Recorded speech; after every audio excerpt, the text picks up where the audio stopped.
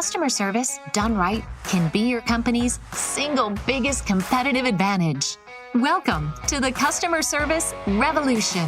Join customer service authority and best-selling author John DiJulius as he interviews leaders who are revolutionizing their industries. This is more than a podcast, though. It's a movement. The Customer Service Revolution is a radical overthrow of conventional business mentality designed to transform what customers and employees experience. If you're a revolutionary customer service leader who's ready to stop competing on price and obsessed with building a brand that people cannot live without, this podcast is for you.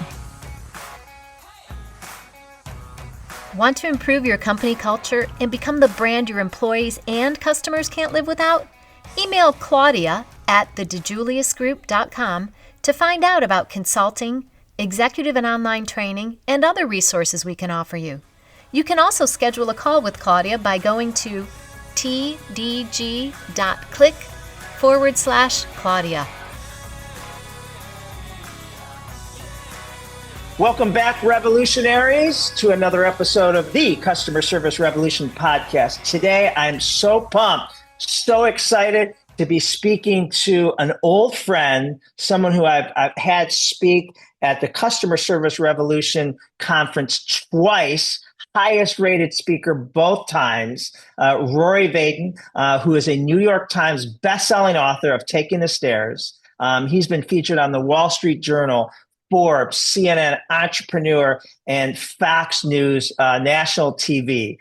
He's a world-renowned speaker and has recently been named one of the top 100 leadership speakers in the world by Inc. magazine.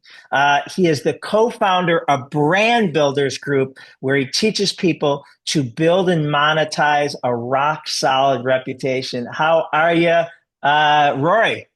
My brother, it's great to see you. You know, I'm such a student of yours. We're such a fan of yours. And just to be back in your orbit makes me happy, man. So thanks for having me. Ditto, man. I love the past 10, 12 years, whatever it's been, watching you blow up. I mean, what you're doing is so exciting. I can't wait for my listeners, viewers to hear about it. So let's get after it. Brand Builders Group, what is that? Yeah, so Brand Builders Group is a personal brand strategy firm for mission-driven messengers. So we help experts, entrepreneurs, and executives to become more wealthy and well-known by teaching them how to build and monetize their personal brand. And we work with clients who are just starting out with an idea of like, maybe I want to launch my own business as a thought leader, you know, like you and me in the space of like, I want to be a coach or consultant or speaker, all the way to, you know, our private clients are people like Ed Milet and John Maxwell and Amy Porterfield and Dr. Henry Cloud, really world-renowned thought leaders, a lot of doctors, Dr. Gabrielle Lyon, Dr. Caroline Leaf, Dr. Josh Axe. And so we work with all the way up to those huge platforms. And then we also work with a lot of people who are entrepreneurs and they're using their personal brand to just drive more warm leads for their business. And then we work with a lot of executives who are using their personal brand to try to get promoted, try to get a raise, maybe try to get a different job somewhere else, maybe draw awareness just to their company at large. But we don't work with companies at all. We only exclusively provide strategy for personal brands. And, you know, that's really, so I want to make sure I got it right. You know, you work with experts, subject matter experts, entrepreneurs, Yep. and executives. Do I have it right? Bingo. Yeah. Okay. And, you know, that's so unique today, that what you tapped into, because, you know, if I'm an executive at a large, you know, company, you know, I don't think, you know, prior people thought of their personal brand. Tell me more about why that's so important. Yeah, totally. So first of all, let me tell you what a personal brand is, because specifically when we talk about executives, they tend to misinterpret what we mean by personal brand. for people in the corporate world, of course, in our former business, we had our first 8-figure company that we sold. We did almost all corporate work. We were a sales training company that worked with huge corporations, right? That was like our background before Brand Builders Group. And a lot of people that are in the corporate world think of personal brands as like TikTokers and YouTubers and influencers and people who dance Mr. on Beast videos. and They think of Jake and Mr. Logan Paul. Yeah. And yeah. That's what they think of. But that's not what we're talking about with personal brand. In fact, the way that we define personal brand is that your personal brand is simply the formalization, digitization, and monetization of your reputation. Say that again. The formalization, digitization, and monetization of your reputation. So when you hear personal brand, don't think social media, influencers, podcasting. Gary V. That is one component, but yeah, but what it really is reputation. When for corporate people, the best way to understand this is to go, yeah, I don't know exactly what that word personal brand means, but they know what the word reputation means. And they go, yeah, reputation matters. Reputation is all that matters. They know that reputation precedes revenue. They know that reputation precedes referrals. They know that reputation is what gets you promoted. It's what gets you a voice. It's what makes people listen to you. It gets you assigned to the best projects. And it's certainly just a matter of trust. And all of the tools of the day, which we do know something about. A lot of the top podcasters in the world are clients of ours, a lot of authors, speakers, we do know something about that, but we're not playing the game of vanity. We're playing the game of humanity. We're playing the game of trust. And what are you known for? And, So that's what I want you to think of. Now, you asked the question, John, you said, why is this important? Let me use some data for this, all right? Since if we're talking about executives and entrepreneurs. So one of the things that we did was we invested over $100,000 conducting the world's, or the nation's, I can't say the world's, the nation's largest research study on personal branding. It's called the Trends in Personal Branding National Research Study.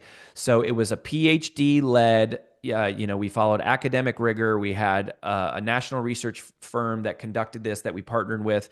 And it's weighted to the U.S. Census with a plus or minus of 3.5% margin of error, right? So it's a very statistically valid study that looks at what is a personal brand and why does it matter? Well, there was an entire section of this. And by the way, you can download the whole study at freebrandstudy.com/DiJulius.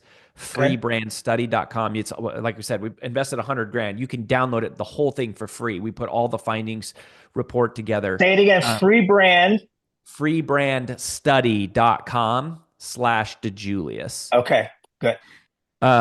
But that'll be in our show notes. Okay, perfect. Yeah. So there's a whole section in there about the impact that personal brands have on corporations. And one of the most powerful data points in the entire study was that 82% of Americans agree that companies are more influential if their executives have a personal brand that people know about, trust, and follow. So just the question about, do you think a company is more influential, or are you more influenced by a company if their executives have a personal brand? 82% of Americans say yes. Now, we subdivided that, okay? We went a level deeper. 61% of Americans say they are more likely to trust a company or organization if the executives have a personal brand. 60% of Americans say they are more likely to buy from the company. 59% said they're more likely to recommend the company. So this is more trust, more sales, more referrals. People say they're more likely to work for a company. They're more likely to follow a company. They're more likely to share the company's assets, all because the executives of the company have personal brands. And it makes sense intuitively because you go, people don't trust companies. People trust people. That's why way more people follow Elon Musk than follow Tesla. Like way more people follow Richard Branson than they follow Virgin. We do business with people. People are about trust. Comes from reputation, and personal brand is just a modern term for that. And so, give me an example of someone, VP of sales. Give me an example of someone, what they've done with you and how they've, are they creating content? What are they posting? I'm guessing that they're becoming a subject matter expert in their field. Is that safe to say? Yeah, typically the clients that work with us are more in that space. Yeah. So here are the 3 E's of content strategy. Okay, so if you talk about, okay, what are you going to post? We talk about the 3 E's, and almost every content creator fits into one of these lanes or some mixture of the three. So the first E is entertainment. Entertainment is jokes, viral videos, pranks, celebrity gossip, even news media we consider as part of like entertainment. Memes, yeah. Yeah, memes, that kind of stuff. Entertainment is the most likely to go viral because it is the most it is the most emotional. It evokes anger, sadness, happiness. That goes viral. The second type of content is encouragement. Okay, not entertainment, but encouragement. This is cute puppy. Like this is more like actually more like pastors and inspirational quotes, more like motivational speaker type stuff. Also, a lot of feel good. Most of our clients live in the third strategy, which is education. They are sharing education. They're sharing their expertise. And what's interesting about expertise and education is that educational content is the least likely to go viral, but the most likely to convert customers. So people who operate in the expert space, in the education space, you go, the strategy is to teach everything you know for free about your expertise, about your topic, but you do it in small bite-sized chunks in all random miscellaneous order. And so what happens is people start to view you as the thought leader because you're the one who starts building the audience. But even if you don't have a lot of audience, it's not based on how many followers you have. It's based on the quality of the expertise that you're sharing. And that makes people more likely to buy from you, work for you, trust you, et cetera, et cetera. And so you don't have to worry about how many followers. It's not about that. It's just about showcasing your expertise. Quality versus quantity. Yeah, I mean, it's definitely quality versus quantity. It's making a contribution. And one of the things that we have discovered is you're most powerfully positioned to serve the person you once were. So explain that and say it again. You're most powerfully positioned to serve the person you once were. So for who I was 5 years ago. Bingo, right? Who wants to be me? That's right. Today. So you're teaching people the things that you have learned from your own journey. I want to be the next Rory Vaden, right? No, but in a way, right? I mean, that's what you're building. We got into this. How Rory and his beautiful wife AJ, both phenomenal speakers. I'm sure. I'm guessing people, called you and said, dude, I respect you. I want to be something like you. How do I do that? That's has to be how we started. Fell into it, lack of a better word. Yeah, that's right. Yeah. And so on the highest level, right, I want to be Rory Vaden to speak in, I wanted to speak in front of thousands of people. I wanted a book on the shelf that had that said New York Times bestselling author. I wanted a TED Talk that has gone viral. Those are all things that we've been able to do, right? I wanted to build a company that we sold that was an 8-figure company. We've done those things. And so this is just the space. You asked me to help with cooking. I'm worthless. You ask me to fix something around the house, I'm worthless. You ask me to code something, I'm worthless. Like, can't help you with your health, not super savvy there, right? Like but there is this area that we know really well because we've spent our life studying it.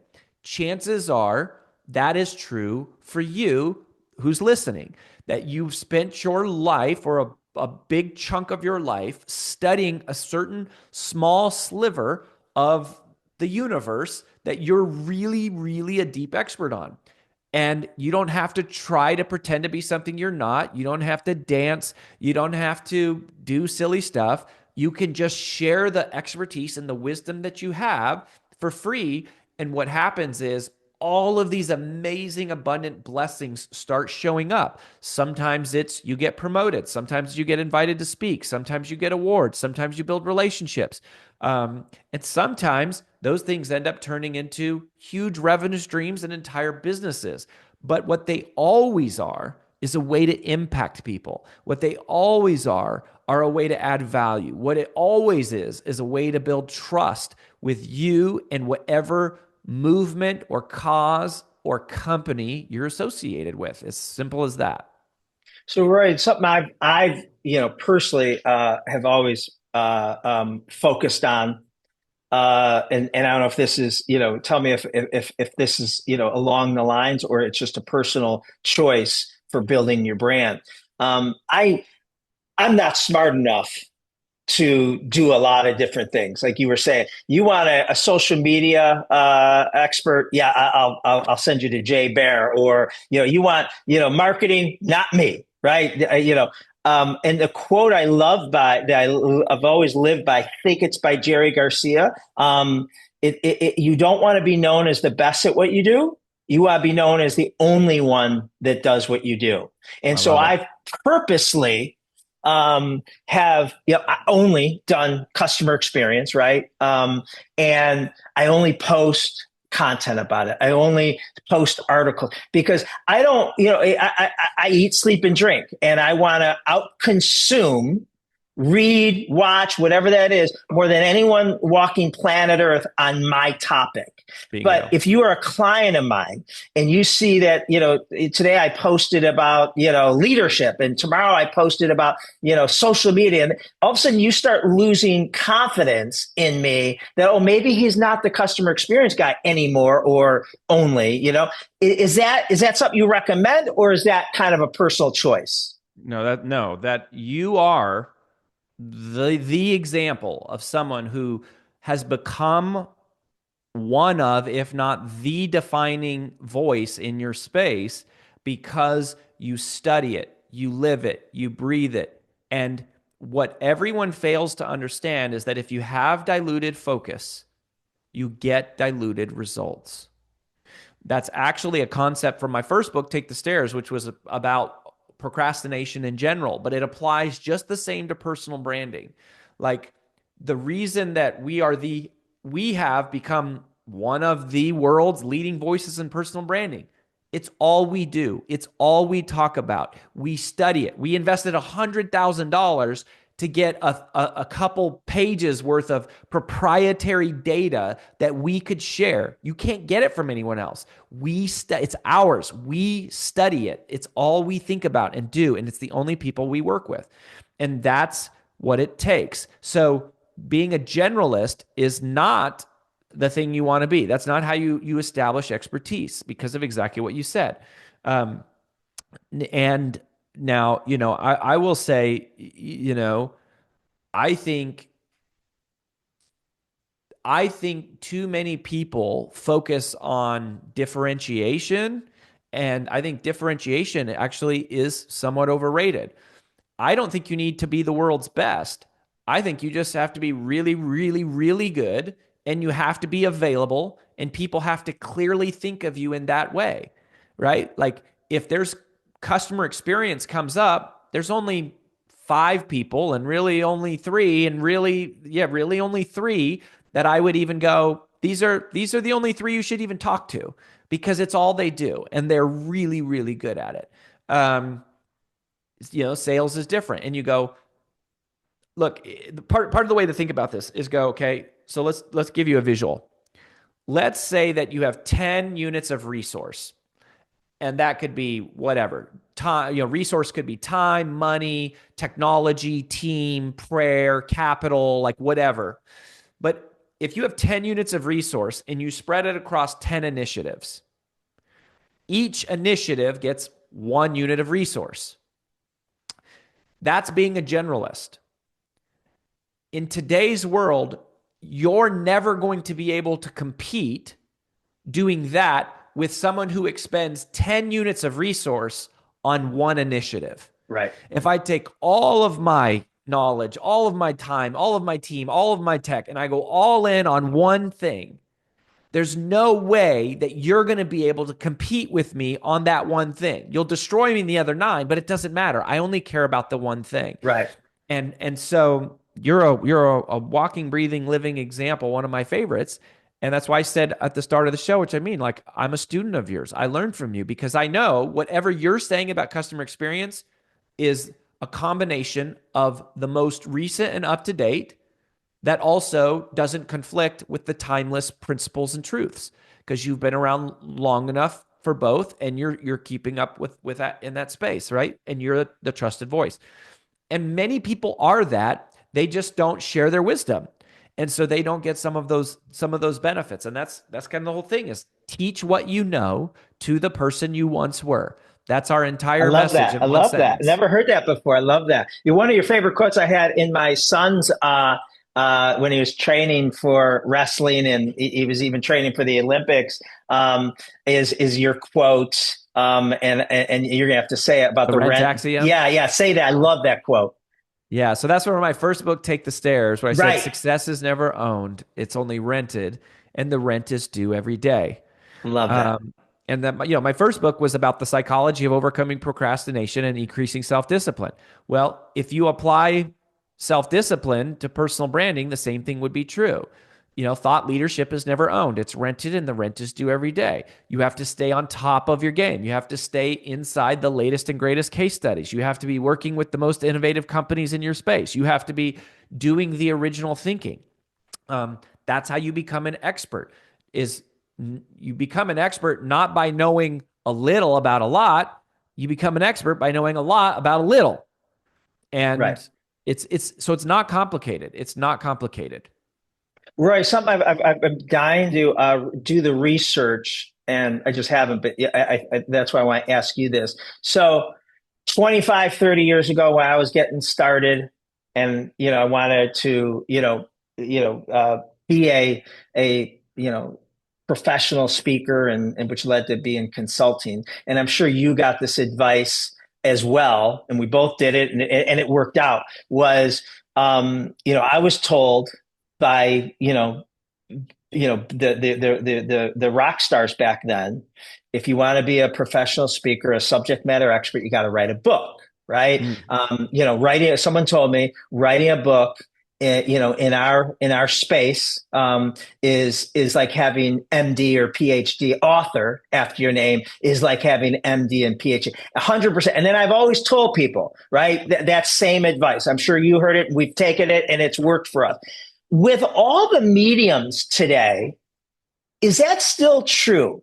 Are there subject matter experts, rock stars out there that don't have to write a book, or do you still feel that is a key component for the subject matter expert they have to follow?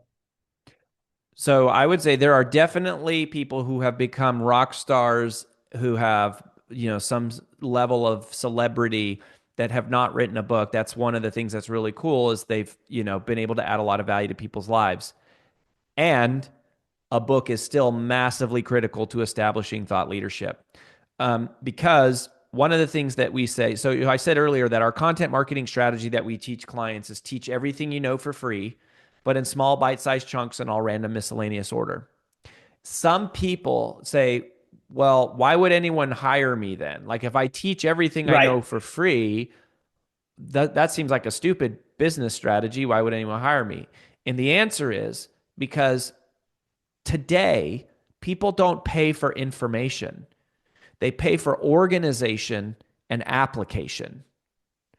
people don't pay for information, they pay for organization and application. And so a book is still the preeminent way to organize your thoughts. And it's a tremendous amount of work that goes into edit your thinking and curate your own research and consolidate and distill in order to be able to articulate in the most efficient way possible the best ideas you've ever come up with. That's very different than me just hitting record on my camera and talking for 60 seconds, right? They both have value, but a book is a higher level of value because it's a higher level of thinking. It requires much more work.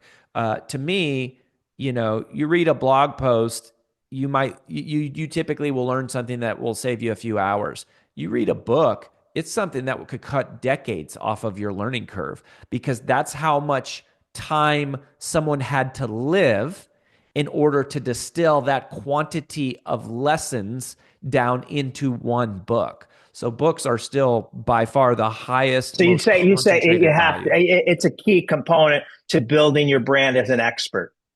Yeah, I mean, yes, and there's different levels of that, right? Like we helped 11 clients become New York Times bestselling authors in the last 14 months. That's the highest level, right? That's a big game.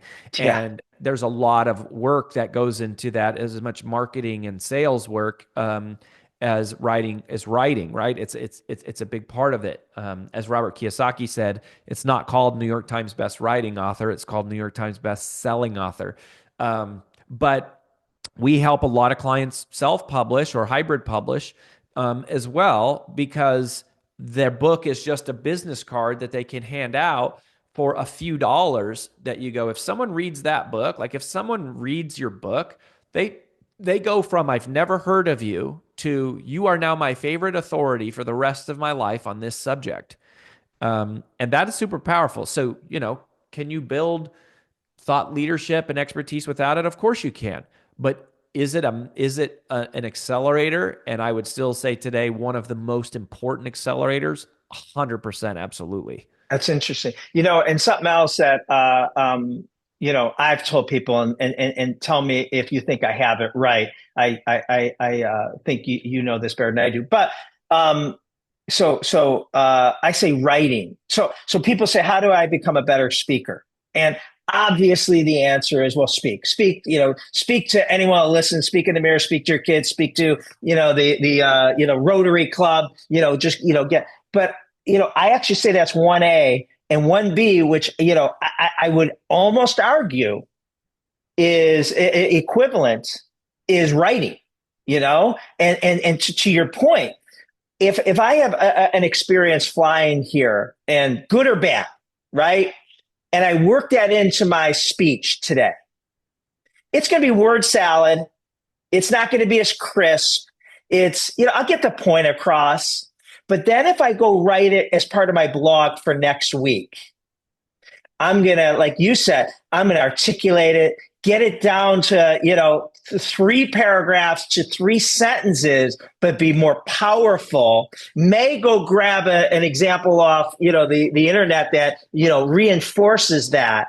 And then the next time I speak it, I crush the story, So, whenever I don't love writing, but I write every week because it forces me to be, my antenna open. Oh, that just happened. Oh, the airlines just did this, or, a debacle just said they could have handled it better. But also I become so much more articulate when I say it in words. Do you agree with that? Is that, yeah. Okay. Yeah. Absolutely. And I think, being a great communicator starts with being a great thinker, right? So before you can be a great speaker, you have to be a great thinker. Before you can be a great writer, you have to be a great thinker. Like the quality of the writing is determined by the quality of the thinking, but writing forces you to edit that, whereas speaking a lot of times it just kind of comes out. So, I absolutely agree with that. The other thing is, writing is still a very transmittable medium, right? I can hand a book to someone, I could forward them a blog post. Speaking is if it's a video, right? If it's recorded, but people have a certain expectation of efficiency of words when they're reading them, and they have a less stringent threshold, I think, when they're listening to someone talk. It's kind of like the old Woodrow Wilson quote that it's something to the effect of, if you want me to speak for or if he says, if you want me to Yeah. speak for an hour, I can do that right now. If you want me to speak for half an hour, I need a day to prepare. If you want me to Right. speak for 15 minutes, I need 2 weeks to prepare. Right. It takes more Sorry, this time to. letter was so long. I didn't have enough time. Yeah, right. I mean, it's the same. Yeah, yeah. And like you, the TED Talk was the hardest. I mean, I spent months for a 10-minute thing where if they would have given me an hour, I don't know if I would have prepared. Yeah. And I mean, it's so important when you're coaching your experts, entrepreneurs, and executives, building their personal brand. Again, back when me and you got started, and I got started before you, I'm older than you, but there was two things we probably had to focus on, 15 to 30 years ago. Speaking and writing, blogs that maybe turned into our next book. Today, there's so many choices out there. And, how do you recommend, to do them all or focus on your two or three strengths, right? There's the speaking, obviously. There's the content of blogs, but then there's the content of videos. There's podcasting. I mean, there's so many different mediums that a person could go crazy. And back to our being you're an expert only speaking on one content, but you're choosing too many different channels. And maybe you're not a good writer, or maybe you're not a good video, or maybe you're not a good podcaster. And, how do you recommend to your clients what they should choose to really grow their brand? Yeah, well, our central, like, overarching premise and one of our most deeply held philosophies is if you have diluted focus, you get diluted results. Every client that we've worked with, that we've helped, to reach some level of major notoriety or whatever, it's because we identified the one thing that they could be known for. In fact, so at Brand Builders Group, our first experience, the first way that people work with us is a 2-day experience that's called Finding Your Brand DNA. And in that, we take people through a series of exercises, a series of questions that we ask them. And the whole point of that first 2-day experience is to get precisely clear on 4 different one things. What is the one problem that you solve in one word? How do you solve that problem in one sentence? Who do you solve that problem for in one phrase? And what is the one revenue stream above all others that matters when you monetize this expertise?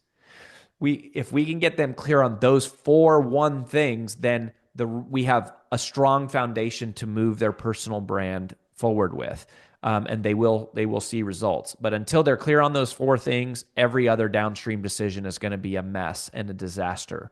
Now, when you talk specifically about producing content, right? Mediums, mediums. Like one of our other 2-day experiences. Basically, what Brand Builders Group offers is 12 different 2-day experiences on, first finding your uniqueness so that you have that codified. Then we help people. We have another one called Captivating Content, where we extract the thinking out of their brain and turn it into original IP, thought leadership, and frameworks. We have one on the art of speaking, one on the business of speaking. We have one on writing books and doing book launches, and you have a publishing company now, don't you? Yeah. So we have Mission Driven Press. We have our own publishing company that's distributed by Simon and Schuster. So we can actually, for authors, we can take them completely vertically integrated, the entire process, help them ideate, help them outline, write the manuscript, publish the book, teach them all the sales and marketing strategies to sell the book, and then process all those orders. Do you also give them your authors and all 3 candidates presentation skills coaching? Yes. Yeah, you do it all. We teach them how to do media. So all of those things, because they are all interlinked. Now, coming back to your content strategy question, here's I'll give you another one of our techniques. So we call this the content diamond. So here is a way that you can both be focused in your expertise, but also expand your reach and reach a lot of people. So this is the strategy that I still to this day use and several of our top clients. So it starts out at the top of the diamond is like a 6 to 8 minute video that you do once a week. So what'll happen is you make a list of 52 questions. That's the very first thing. You can do this on ChatGPT. You can brainstorm it yourself.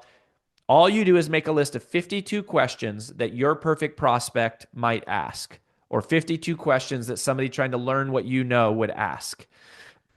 And then each week you answer them one at a time. And for about 2 or 3 minutes, you talk about the question, why it's important, what are the common mistakes that people make. And then for like the last 3 or 4 minutes, you answer the question and you teach them the right way to think about it, the right way to the tactics to help them do it. And then you give them like a call to action. And that's it. So we call that QAC, question, answer, call to action. That's our little formula for one video every week that answers one question. So that one video is what we call the main content. It's the top of the content diamond. Now, what I want you to think about is a diamond extending out to 2 different directions, right? One path is the text and imagery assets path. So what's going to happen is we teach you, the tools to use, help you build the team. We can introduce you to vendors, whatever. You can use AI, all these different things to help you execute this. But you take that video and you get it transcribed. What that does is that turns your spoken word now into the written word. Once it's in the written word, the first thing you do is you edit that into a full-length article. That article can be posted on LinkedIn Pulse. It can be posted as a long-form caption. It can be posted on Medium. It can be posted on Reddit. That article can now be repurposed in its full-length form on many different media sites. Similarly, we're going to look for what we call pillar points, which are the quotable moments, the catchphrases, and then we're going to take those out, and then we're going to drop those onto like stock imagery or stock videography, and turn those into carousel posts, just the highlight moments. Like if you go follow Rory Vaden at Rory Vaden on Instagram, you'll see every week we do some carousel posts. Those carousel posts are just pull quotes from my blog for that week that came from the video that was the main source. I don't do that. The team produces those assets. They also push those visual assets on Pinterest, right? They can post that carousel on Facebook and Instagram and LinkedIn and Pinterest, but it's the same asset. It's just in different places. So we have text and imagery assets is one sort of leg of the diamond. Now, simultaneously, while that's happening, the other leg of the diamond is video and audio assets. So they're going to take the main, full-length raw video asset, and they're going to turn it into several mini or micro assets. So first thing they're going to do is, again, I'm not doing any of this. This is the team and the system and the process. They're going to take the video. They're going to add some jump cuts. They're going to zoom in, zoom out, zoom left, zoom right, pop some text over my shoulder, do some lower thirds, put some royalty-free music on there, add in some transitions, and then they're going to put a nice thumbnail on it. And now we have a full-length video for our YouTube channel. They're then going to take that video and they're going to edit it down into 60-second clips that they post on Instagram and TikTok, although TikTok looks like maybe disappearing as of today. TikTok is supposed to disappear in the US, but the YouTube Shorts, LinkedIn, Facebook, and they'll post the short videos. Then the last thing they're going to do is they will take the audio from my polished final video and they will strip that off as an MP3 file and upload it as a short form podcaster, as a podcast. And now I'm a podcaster and I didn't even know it. So they have taken this one main asset, they have divided it into several mini assets and repurposed those all from the same source content to multiple places. Now, where the diamond comes together at the bottom is at my blog. So, RoryVadenblog.com.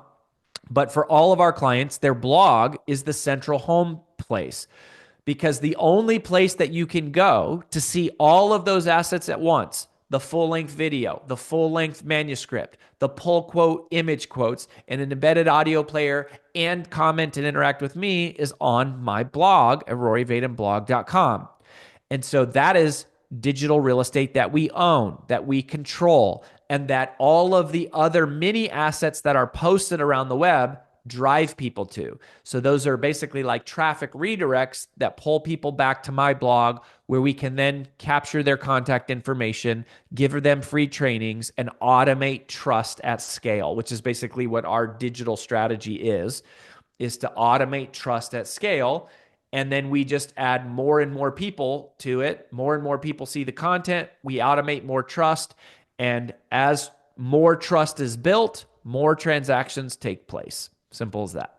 So, Roy, I love all this, and you are always an ATM machine of great ideas, giving it away for free. But we might have just, overwhelmed some people. Does brand builders do this for them, so they don't have to if they don't have a team that can edit and do all this? Does brand builders do this for your clients?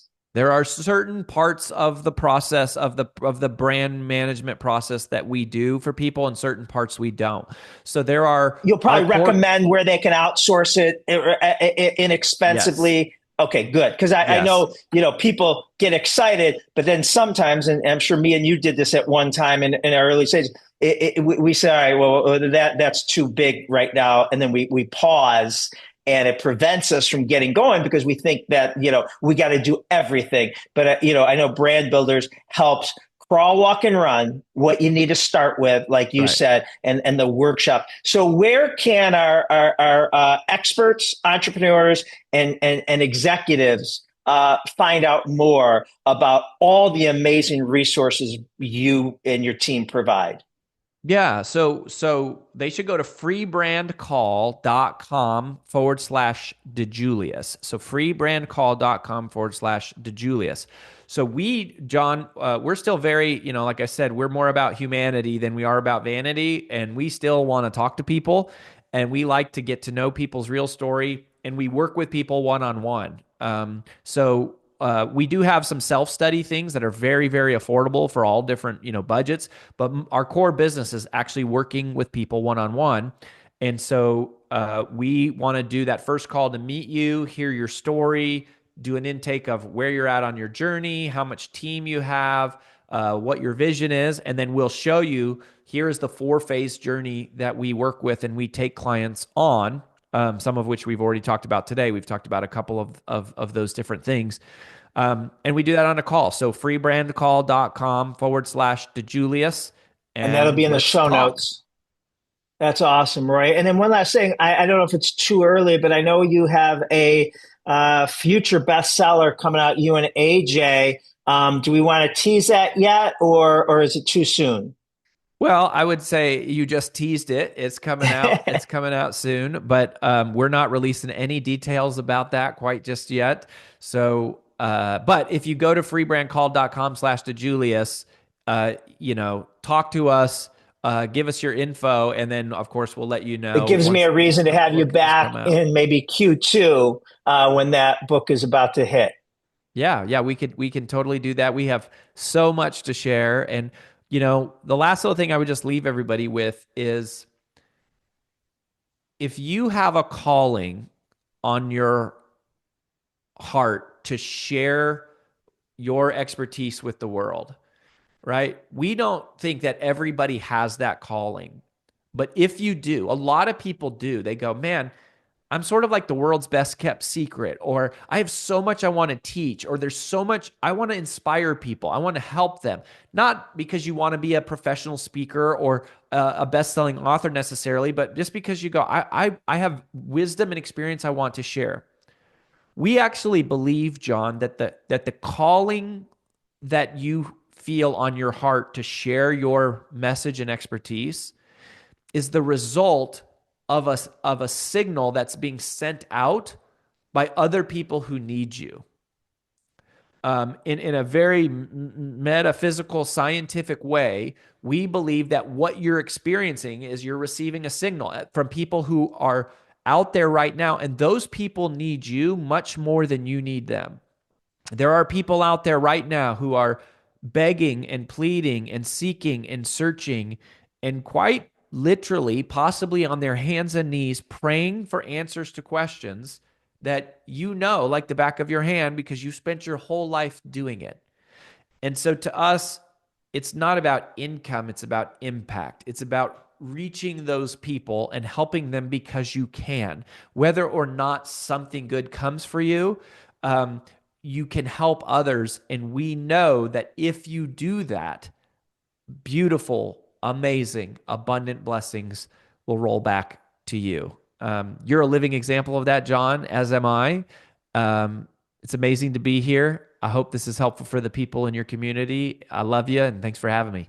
Oh my God, you pump me up. I could talk to you all day. We're talking to Rory Vaden, New York Times bestselling author and co-founder of Brand Builders Group, where they teach people how to build and monetize a rock solid reputation. You could find out more about all the amazing things that Rory and his team does to help you build a personal brand, whether you're an entrepreneur, a subject matter expert, or an executive, all key to doing this at freebrandcall.com/DiJulius. This will be in the show notes. Rory, I cannot thank you enough. I feel so blessed to have met you more than a decade ago and have speak on the same stage at plenty of events, shared clients. I know people that work with you now that you've just, accelerated their careers so much faster than yours and mine because of what you're teaching. It's so valuable. And the person that you are, I really appreciate you in my life. Thank you. My pleasure, brother. We'll be right back after this, revolutionaries.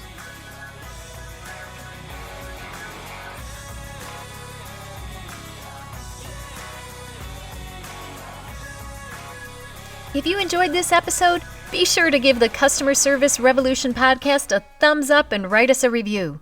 To hear more episodes, subscribe now on iTunes, Spotify, or your favorite podcast app. Thanks for listening and for being part of the Customer Service Revolution.